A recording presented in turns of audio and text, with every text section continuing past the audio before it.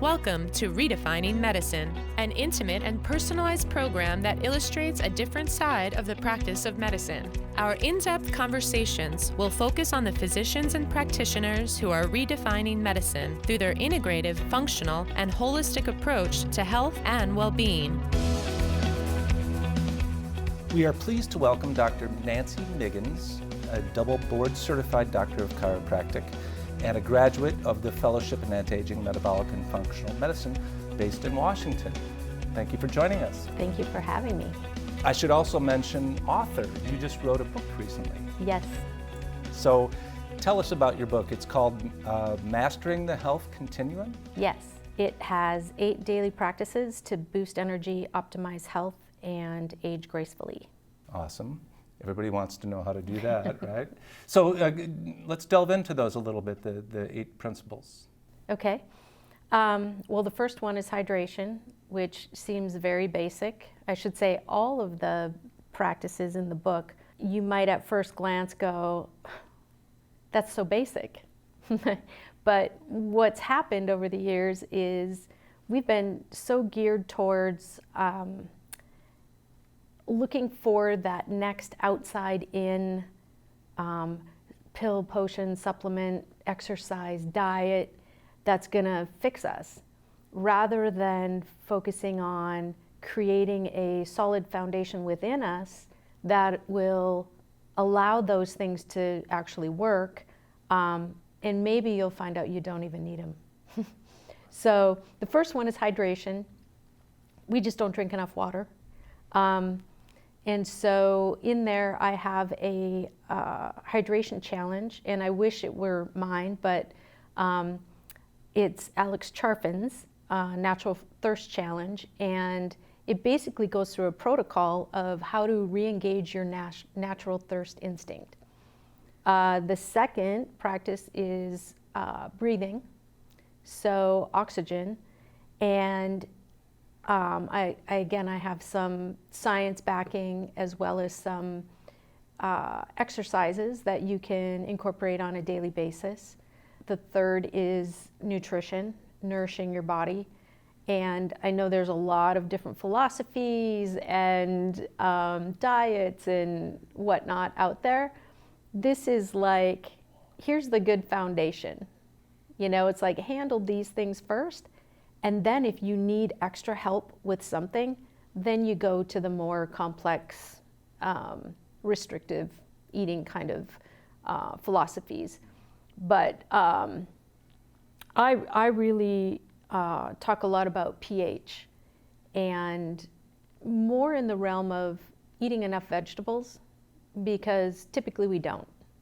And so it's centered around vegetables, although it's not like vegan or anything like that. It's just making sure you get your, 10 cups every day. Which most of us don't. Exactly. And then I talk about sleep, which is a hot topic these days. And again, we don't get enough sleep. And our sleep is definitely interrupted with all the, EMF and, blue light at night and LED lights and all these things that disrupt. So there's some techniques in there on how to get a better night's sleep. Then I talk about stress and really how to improve your resiliency. So creating that vagal nerve dominance so that we're responding appropriately to stressors and not really living in the delusion that I deal fine with stress and I work well under this pressure, and because it all takes a toll, and it takes a toll on a cellular level. I talk about movement and movement versus exercise. Exercise kind of evokes a preconceived idea of what that is, and some people go,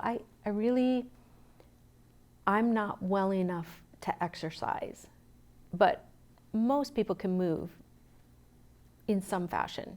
And so really looking at walking, yoga, I've got some body weight kind of movement exercises, and really the philosophy around how to know how much exercise, how intense, and when you need to rest.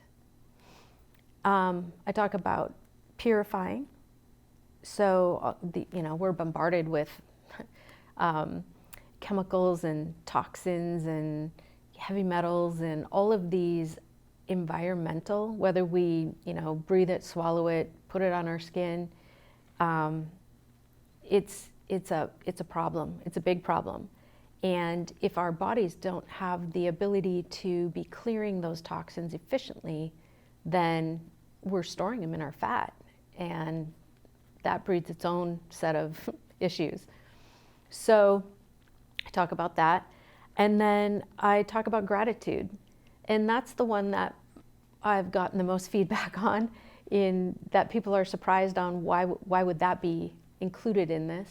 But it's really, it really helps to create a brain chemistry of optimism.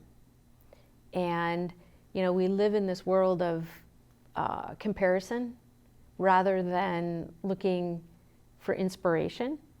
And so I think that having gratitude and practicing gratitude really helps to set the stage for that positive mental attitude, and that is the thing that's going to carry you through. So all very common sense, but foundational Right. things that are needed for good health and wellness. So was this your first attempt at writing a book? Yes. How was the process for you? The writing part was not difficult. I've been in healthcare for over 30 years, and I've seen patterns. I've been in private practice, I've been directors of clinics, I've done integrative practices, I've done interventional pain clinics, and I saw that it really didn't matter why patients were coming in. They all seemed to ask the same questions and be lacking the same things. And so, and on different levels, of course, there's that individuality, but I really saw patterns. And that's really where the 8 practices came from.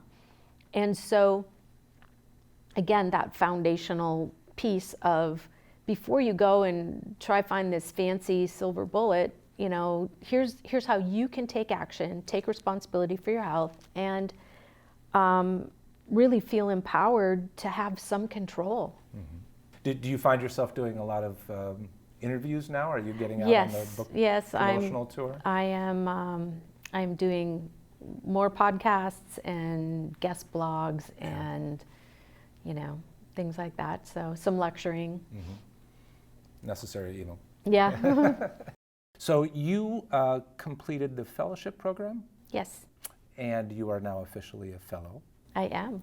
What was your motivation, inspiration for going down that path? Well, I'm a voracious learner, and I had met several people that had done various fellowships with A4M, and I kind of felt like this sounded like this was a good fit for me. It's a good mix of intellectual and practical and, science-based, yet, patient-oriented.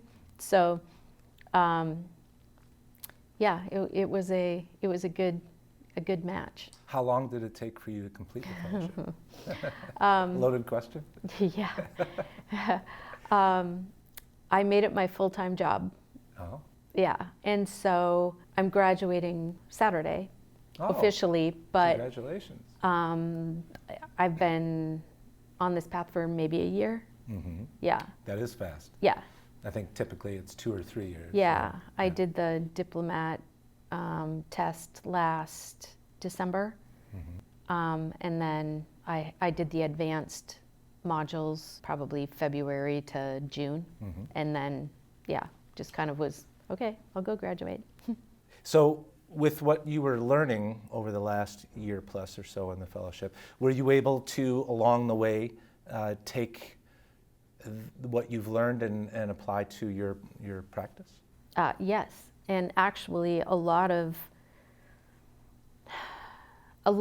what I learned in the modules and the workshops and the webinars really helped me to, it reinforced my approach in, one, writing the book, but also in my approach with addressing patients, in that, you know, it's like you have to dig down into the bioindividuality and recognize that just because, you know, 5 different people have the same diagnosis, they may not have arrived at that diagnosis in the same way. Right. And kind of, you know, peeling back the layers to find out really where is this stemming from, and address it from that point, rather than just looking at you have this diagnosis, here's the treatment for that. What are some of the key factors in being able to delve into the bioindividuality? Is it lab testing? Is it time spent talking with the patient and kind of learning lifestyle and things like that? Right. I think the key is the conversation, and the lab tests are the validation. But the lab tests without the story, I think there's a big missing part there. Right. So aligning with a physician who's like-minded and can counsel you and help you make these gradual, incremental changes is probably a key to success. Right. Like the partnering, you know, and active partners. It's not the doctor instructing and expecting the patient to follow the instructions. It's like creating this plan and approach together. Because the only way it can be successful is if the patient is really committed to the journey. Right. Well, thank you for taking the time to join us today. We really appreciate it. Thank you. And good luck with your book. Thanks. Enjoy all the interviews and podcasts and the promotion that goes along with that. It should be fun. Yeah.